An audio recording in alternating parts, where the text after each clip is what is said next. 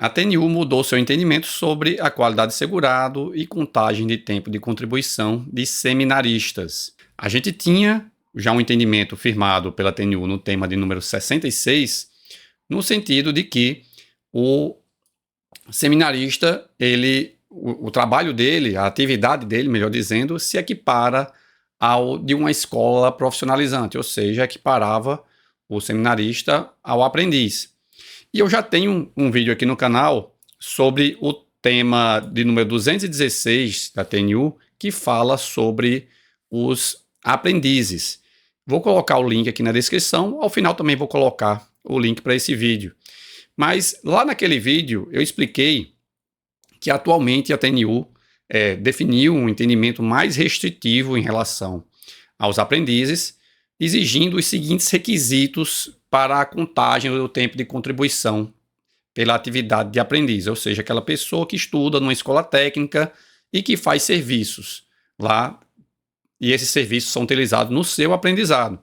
Então, os requisitos estabelecidos pela TNU são, primeiramente, ele tem que receber uma retribuição por esse trabalho dele durante sua formação, e esse trabalho tem que ser em forma de prestação pecuniária ou em auxílio material. Isso aqui já havia antes, ou seja, antes se admitia uma retribuição indireta, como o vestuário, material de estudo, mas a TNU agora, alinhando-se ao entendimento do Tribunal de Contas da União, passou a exigir também que isso seja feito à conta do orçamento e como contraprestação do labor, e aqui chega a parte mais importante, que é na execução de serviços de terceiros, ou seja, seria necessário que o aprendiz ele receba uma encomenda de algum contratante e ele auxilie na produção do produto, uma peça, por exemplo, e da arrecadação da venda dessa peça ele vai receber uma parte do valor. E, a propósito, nesse julgado agora da TNU, referente ao tema 355, foi apontado que, na verdade, isso aqui, na prática, põe fim à contagem de tempo de contribuição como aprendiz. Por quê?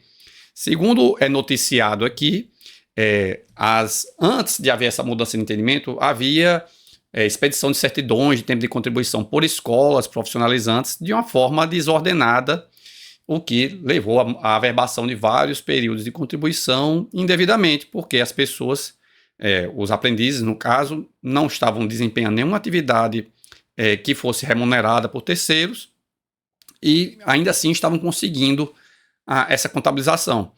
E acontece que a legislação ela permite que, de fato, a escola profissionalizante ela receba pedidos de terceiros, mas, na prática, não se tem notícia de que as escolas técnicas, de fato, executassem encomendas a contas de terceiros desde longa data. E, inclusive, no caso aqui, a notícia de que foram feitas diligências junto a algumas instituições de ensino e nenhuma delas apontou que, de fato, recebia encomendas.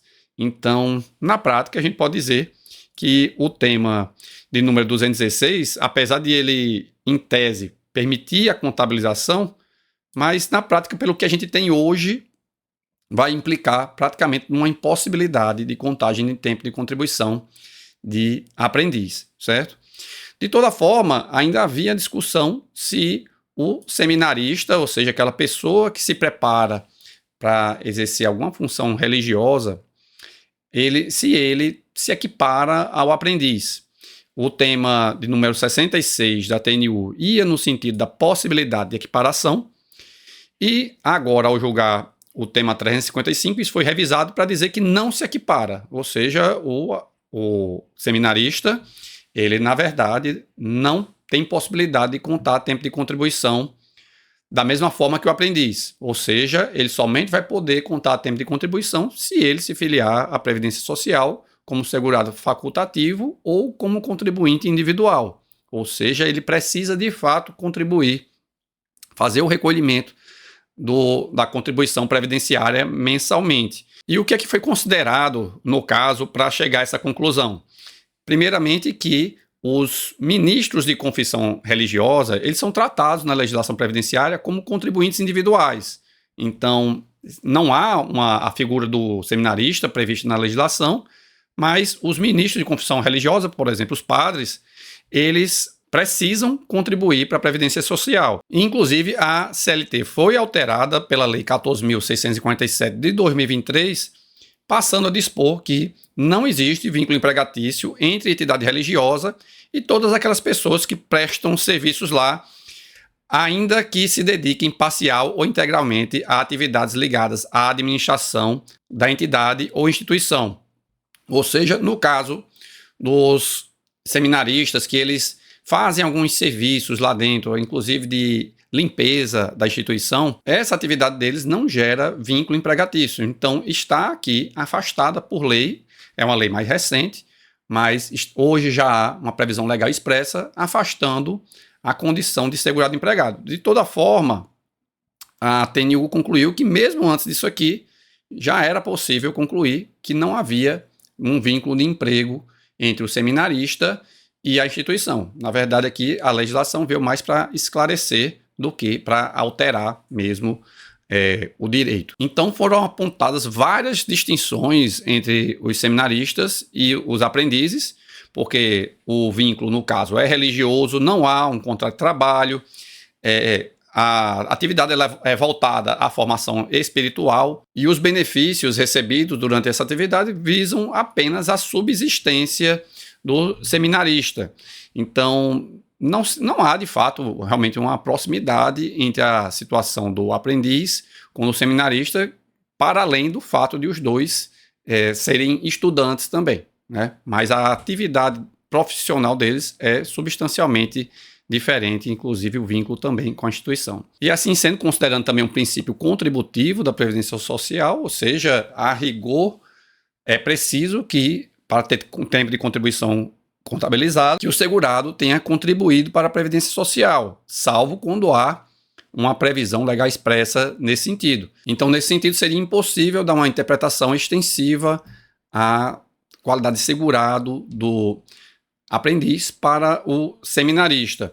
E, por sinal, ainda foi referido que havia 2 precedentes do STJ que foram utilizados como referência para o julgamento do tema de número 66. No entanto, nesses 2 precedentes, em nenhum caso, de fato, o STJ disse que havia uma equiparação entre aprendiz e o seminarista. São 2 precedentes que, de fato, determinaram a contagem de tempo de contribuição de seminaristas, mas não equiparando o aprendiz. Não havia referência ao aprendiz. Então, ao final, a tese foi fixada nos seguintes termos: o seminarista em congregação religiosa não se equipara ao aluno aprendiz para fins previdenciários.